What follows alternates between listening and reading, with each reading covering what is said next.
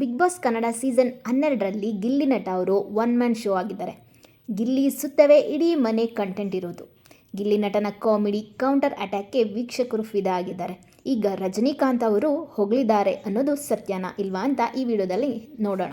Big boss Kannada season 12 ಶೋನಲ್ಲಿ ಗಿಲ್ಲಿ ನಟ ಅವರು ಮಂಡ್ಯ ಮೂಲದವರು. ಉಳಿದ ಸ್ಪರ್ಧಿಗಳ ಜೊತೆ ಕಾಮಿಡಿ ಮಾಡೋದು, ಪ್ರತಿ ಮಾತಿಗೂ ಅಲ್ಲೇ ತಿರುಗಿ ಸರಿಯಾಗಿ ಉತ್ತರ ಕೊಡೋದು ಅಷ್ಟೇ ಅಲ್ಲದೆ ಇದ್ದ ವಿಷಯವನ್ನು ನೇರವಾಗಿ ಹೇಳೋದ್ರಲ್ಲಿ ಗಿಲ್ಲಿ ನಟ ಎತ್ತಿದ ಕೈ. ಇವರನ್ನು ಇಷ್ಟಪಡುವ ದೊಡ್ಡ ಬಳಗ ಸೃಷ್ಟಿಯಾಗಿದೆ. ಜೈಲರ್ 2 ಸಿನಿಮಾ ಮುಂದಿನ ವರ್ಷ ರಿಲೀಸ್ ಆಗಲಿದೆ. ಈಗಾಗಲೇ ಈ ಸಿನಿಮಾದ ಶೂಟಿಂಗ್ ಶುರು ಆಗಿದೆ.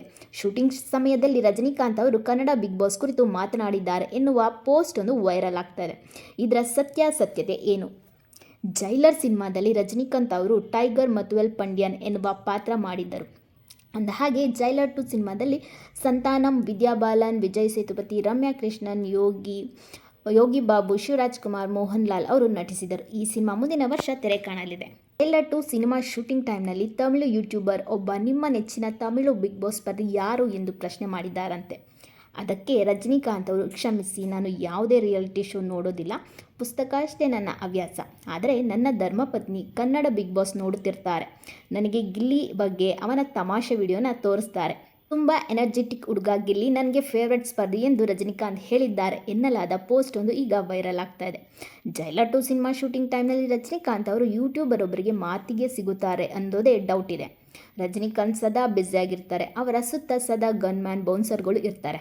ಹೀಗಿರುವಾಗ ಅವರು ಯೂಟ್ಯೂಬರ್ ಒಬ್ಬರನ್ನು ಕಾಂಟ್ಯಾಕ್ಟ್ ಮಾಡೋದು ಕಷ್ಟ ಇದೆ. ರಜನಿಕಾಂತ್ ಪತ್ನಿ ಲತಾ ಅವರು ತಮಿಳುನಾಡಿನವರು, ಅಲ್ಲೇ ಹುಟ್ಟಿ ಬೆಳೆದಿದ್ದವರು. ಅವರಿಗೆ ಕನ್ನಡ ಬರ್ತದೋ ಇಲ್ವೋ ಎನ್ನುವುದು ಒಂದು ಕಡೆಯಾದರೆ, ಅವರು ಕನ್ನಡ ಬಿಗ್ ಬಾಸ್ ನೋಡ್ತಾರೋ ಇಲ್ವೋ ಅನ್ನೋದು ಇನ್ನೊಂದು ಪ್ರಶ್ನೆ.